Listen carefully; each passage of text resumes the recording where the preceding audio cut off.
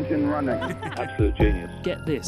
Welcome. This is the show where we bring you Science. What that essentially means is discoveries, Advances. questions, Research. technology. Unbelievable. Without further ado, This is The Naked Scientists. Hello and welcome to The Naked Scientists, the show where we bring you the latest breakthroughs in science, technology and medicine with me, James Titko. This week, whatever happened to make, do and mend? Many of us, it seems, have lost the ability to fix the things we buy. So are manufacturers on a mission to make things impossible to fix, forcing us to buy new ones? Or should we be taking more personal responsibility to reduce waste? The Naked Scientists podcast is powered by ukfast.co.uk.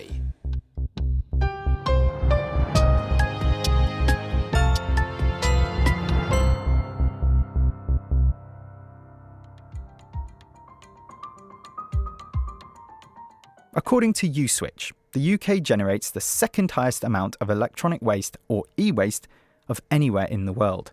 24 kilograms worth of phones, laptops, radios, vacuum cleaners, etc. are dumped by each of us every year on average in landfill. The reason? Well, on the whole, we've become more averse to trying to fix the things we own when they break. It could be, of course, that technology has moved on to the point that it's beyond the ability of anyone who isn't an expert to fix it. But increasingly, people are arguing that much of the blame lies with manufacturers intentionally making their products impossible to repair. Whether that's because spares are just not available, or the thing is sealed shut and almost impossible to access. The manufacturers argue that safety, strength and reliability necessitate such impenetrable designs, although it also suits them very well to have us buying a brand new gadget whenever something goes wrong with our old one. So have you ever tried to fix a piece of technology that you own and come unstuck? Well, that's what happened to John Norton at the University of Cambridge. He set me off on this investigation into the right to repair when I paid him a visit.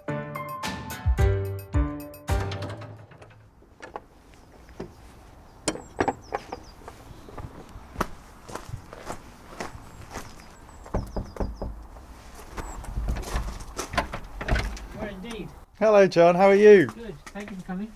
No problem. Thanks for inviting me. Okay, come this way.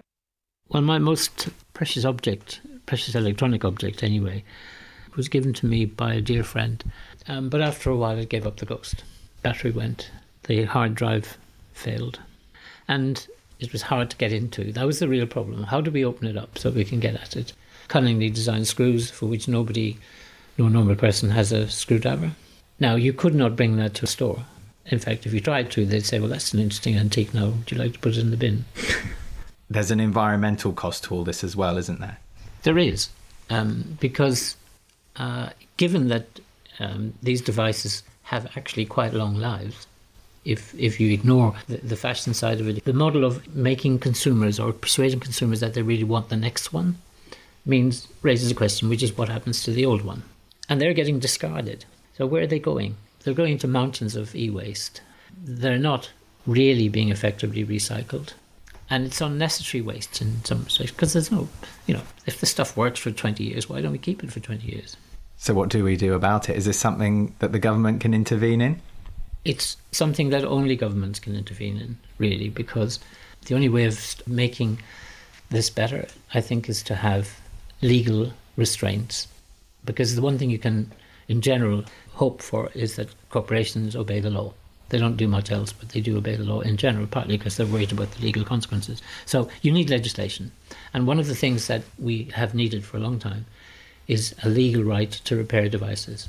Because at the moment, in many cases, the corporations who make the modern kinds of devices that we now have come to rely on, they have been very determined in opposing any kind of legal requirement in this respect.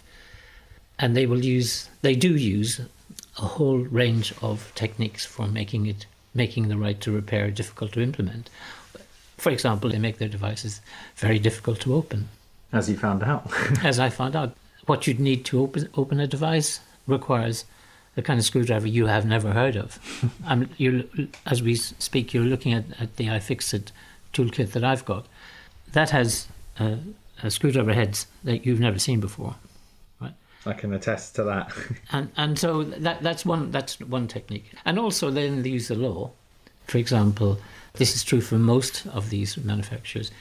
Somewhere in your device there's a thing which says no user serviceable parts. If you ignore that, then you void your warranty and you lose your rights. In all kinds of ways, corporations have been resisting the right to repair. Slowly, we're making some headway. I think it's about a feeling that our rights are being taken for granted. You know, because in a lot of cases we buy these things, we think we own them, but actually we can't do anything with them that hasn't been approved by the manufacturer. That's not acceptable, really. There are good arguments sometimes why we shouldn't be allowed to tamper with stuff. Many cars are like that now. And for example, I have a Tesla. It would be really very, very dodgy if I started to think I could. And so there is a case for in some cases for there not being a right to repair it, but it ought not to be a general thing. It ought to be specifically for where this is actually dangerous. John Norton. Now, as John was alluding to, this has implications for more than just corporations and consumers. The planet is one of the real losers in our replacement over repair culture. So how did we get to this point? With me now is Tim Cooper, Emeritus Professor of Sustainable Design and Consumption at Nottingham Trent University. Tim, why have our electronics become so much more difficult to repair? I think there's a systemic problem. I think we're in a consumer-based society where there's a benefit, commercial benefit, to companies from making products that are worn out, whether it's how they look or how they work or how long they work, and that for most businesses to gradually reduce the lifespan of products over a sustained period of, we're talking decades here, they make more money that way. There are, of course, a few products that last much longer, a few companies that are focused in that area, but it's a relatively small share of the market. But they demonstrate that it is possible to make longer lasting products. So is this the manufacturers doing this on purpose? Is that what you're suggesting? Or is it right to lay the blame on them? No, I'm not suggesting that at all. I'm saying it's a systemic problem. And I think governments, companies, consumers are all to blame. We all have a role to play. As John said just now, governments have got a role in setting the framework, the legislative framework that determines whether products are allowed to be put on the market, short-lived products, irreparable products. Consumers have got a role because if there isn't a demand for products that are repairable, there's pointless to introduce legislation or for companies to do research making them repairable. You could make a repairable product, but they're still thrown away when they break because the consumer can't be bothered to get it repaired or it's too expensive to get it repaired. So we all have a role to play in this. Let's take those points in turn and start with, as John was alluding to, the fact that the technology companies are starting to take this a bit more seriously. Is that because of legislative pressure they've come under? Yes, over the past 10 to 15 years, there's been the growth of what's been called the circular economy debate. And in particular, this has been strong in Europe. Legislation is gradually being introduced to force manufacturers to address the problems of short-lived, irreparable products. Companies need time to adapt to that. The concern is how much time we've got.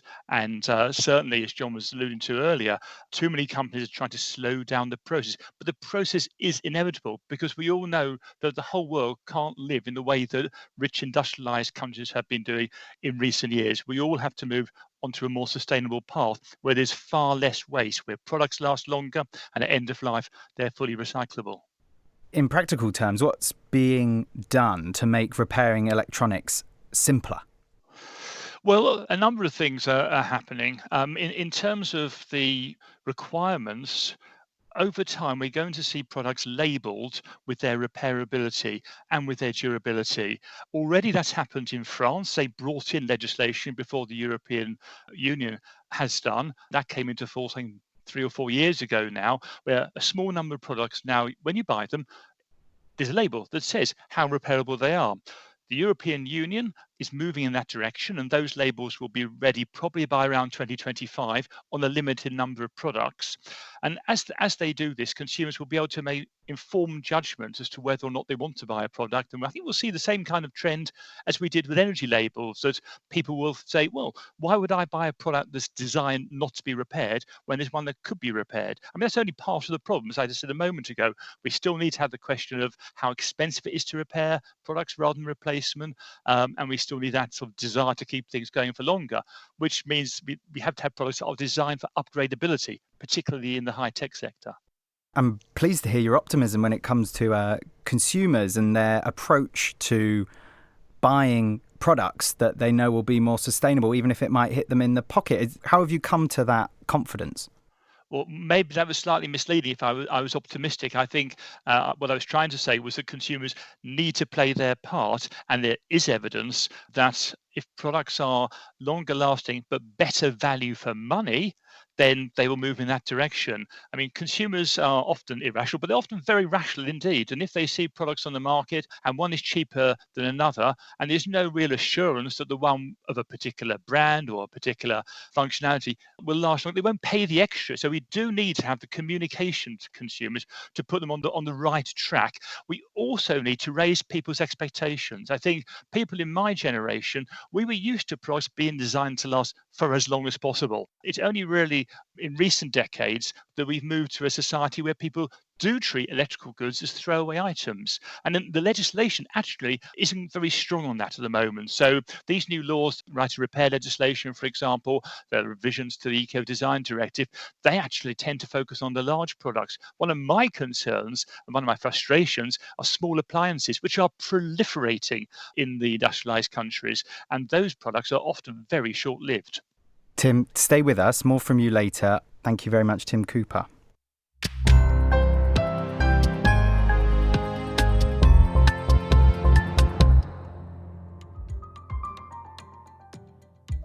You're listening to The Naked Scientists, and this week we're looking at the right to repair, how you can reclaim your technology by being empowered to fix it yourself.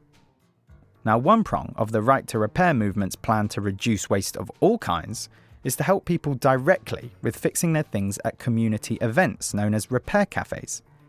The idea is that you bring your broken item, electrical or not, and volunteers see what they can do to try and help you out with it. I went to one such event in Dagenham this week, and there to talk me through how it all works was Michaela Main from the East London Waste Authority.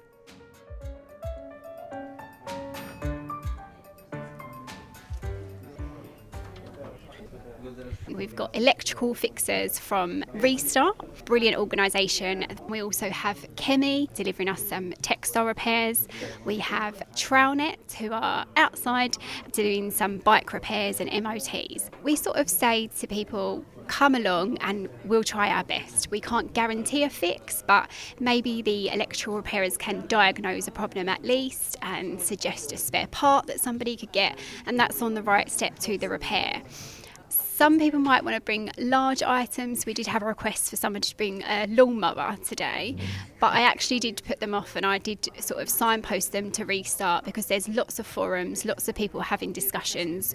So it's a little bit like we might limit to more smaller electricals just because we want to make it a bit more accessible to people. Just as I was setting up, I was amazed at how simple it was. There was a gent who brought in a coffee machine and literally just came up to you at the desk and said, "Hiya, my coffee machine's leaking." And within a second, he was pointed to someone who was willing to help him try and fix it. What you saw with Quentin coming in today with his coffee machine, luckily Guled was ready to take his repair. Otherwise, sometimes it can be a little bit of a wait. But what we've got some refreshments, we've got people to chat to, we've got some information on tables. So we want to sort of create an environment where if you do have to wait a little while, that's okay, but your item, you will be seen. Well, I just finished helping somebody extend the life cycle of her duvet cover because the poppers had gone. So fortunately for me, I come with everything. My bag full of tricks and all sorts of weird and wonderful things inside my bag. So I had these little plastic poppers. And I said to the lady, well, we can't really use your ones because they're gone, but I've got some poppers. So she was like, really? So I've shown it to her and she said, how are you going to do this? I said, well, just watch and see what happens. Well, we finished it and I've repaired her duvet for her. What is it that motivated you to give your time and your expertise? I get motivated because it's always been my passion, reducing waste and repurposing lives.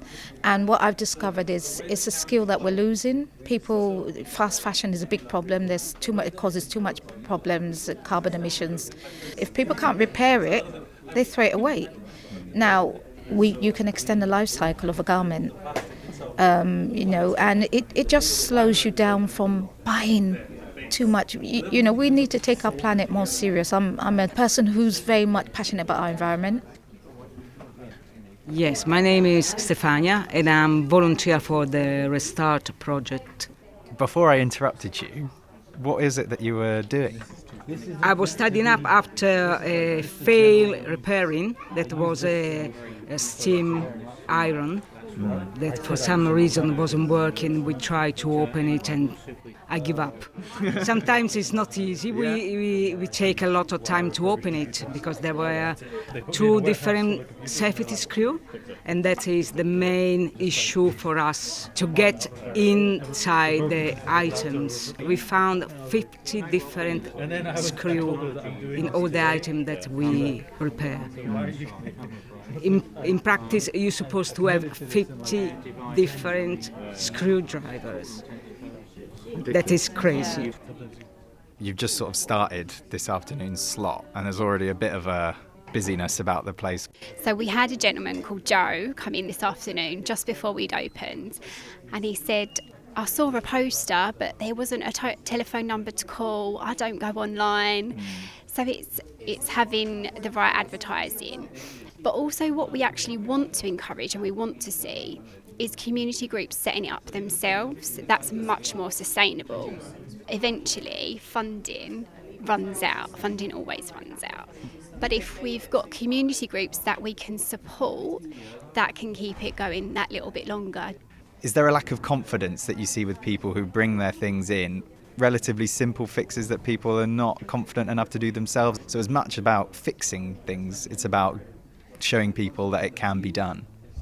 Yeah, absolutely. And as part of the repair cafes, what we try to encourage, and you can see it here today, is the visitor is sitting with the repairer. So not only are they having their item fixed, they're hopefully learning what's happening. So they're seeing their item being opened up.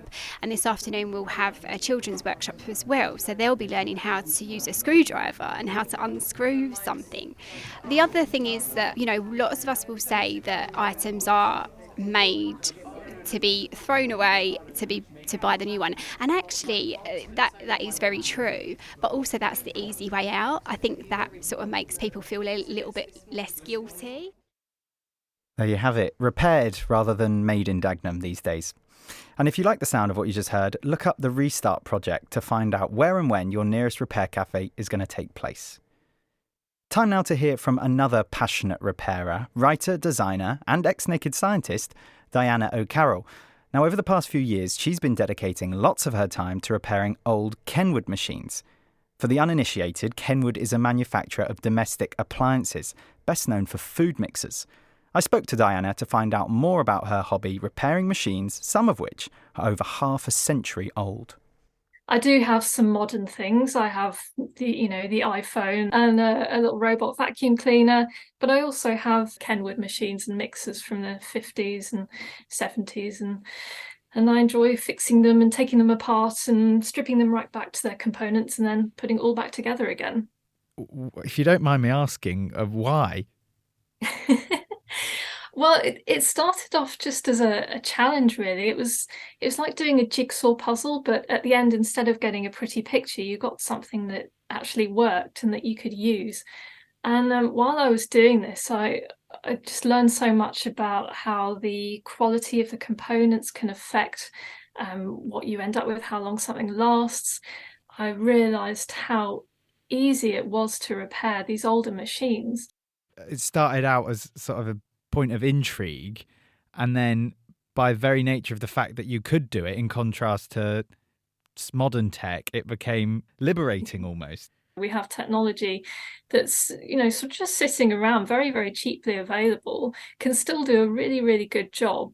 Kenwood were essentially early pioneers of sustainability. I think it's fair to say that. And you don't really need to be an expert. I mean, obviously, when you're dealing with the circuitry, you probably should have some training and take certain precautions. Is it a case of that's possible with that more primitive technology, but when it comes to the phones we use or the laptops we use, that's got a level of complexity that needs some expertise? There is an element of that. I mean, if I'm talking about stripping something right back to the individual screws and capacitors or whatever, then yes, obviously, the more primitive a technology is, the easier, the more accessible that's going to be. However, I have fixed things like my robot vacuum cleaner, for example, which is really very advanced. It's essentially got a bit of AI. It has LiDAR to navigate its way around my house. But that was built in a modular way, which meant I could take it apart very easily, and then I could replace the individual bits, which internally would have been quite complex.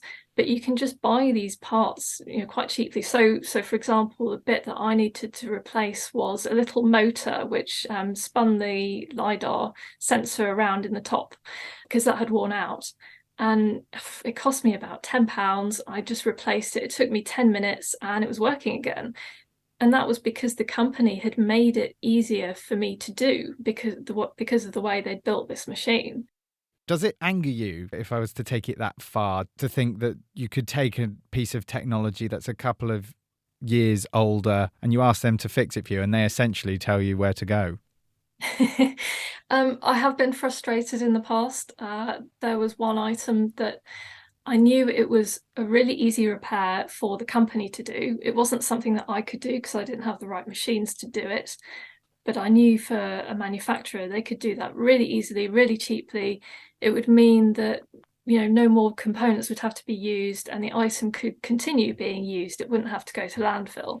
But they didn't want to do that. They didn't want to fix it. It would cost them too much. It would erode into their profit margins. So the item got thrown away. And that was that. It was a total waste. What also frustrates me is that there is a cynical attitude towards the customer, I think. There is an element with some companies where a customer is just a cash cow. They're there just to buy the product and spend lots of money, as much money as possible.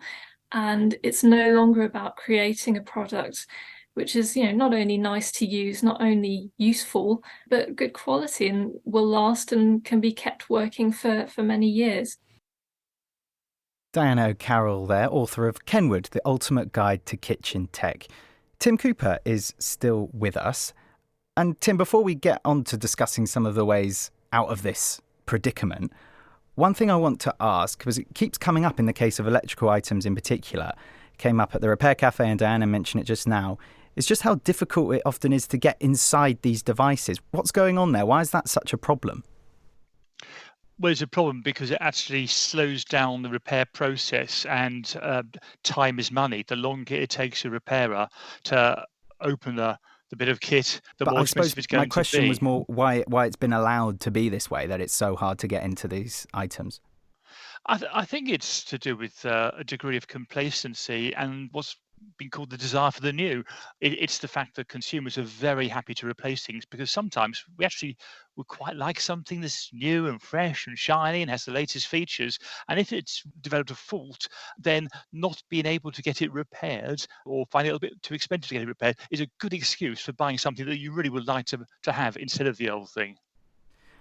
And so let's get into it. A bit more of a discussion from earlier. What are some of the main ways that you see out of this throwaway culture we have and moving now towards a more circular economy model?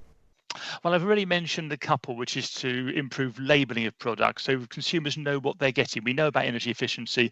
We also need to know how long have products been designed to last. Are they designed to last for 5 years, 10 years, 15 years? I think there are other policies that are needed as well. We look at the cost issue.